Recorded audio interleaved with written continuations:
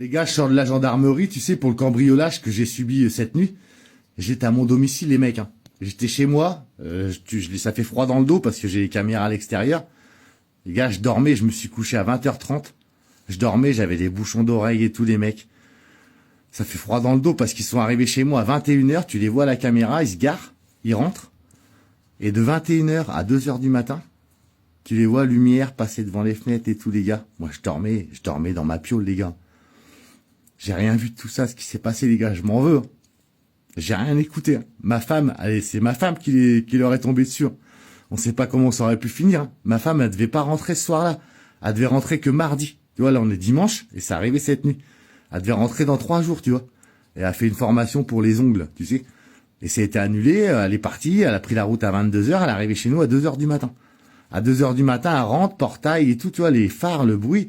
Ça les a fait fuir. En fait, ils pensaient à mon avis que j'étais pas là, je pense. Hein. Ils pensaient que j'étais pas là. Les gars, c'était un gang, apparemment, c'était que des gonzesses. Un gang de gonzesses, apparemment, 4 ou 5 gonzesses.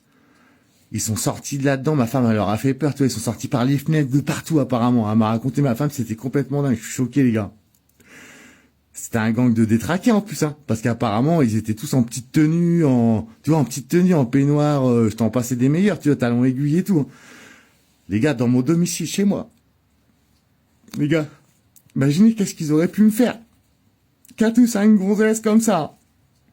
On les voit, les caméras, les gars, des blondes, des brunes et tout, des grands cils. Des accents des pays de l'Est, tu sais. Je suis peut-être échappé, les gars, au pire. Hein. Je dis, ma femme, elle m'a sauvé la vie, elle est venue me réveiller, j'étais dans le lit comme ça, les gars. J'ai sauté dans mon lit, tu sais, j'étais dans le lit en train de dormir, comme ça. Je bougeais pas, tu vois, j'étais traumatisé, tu sais.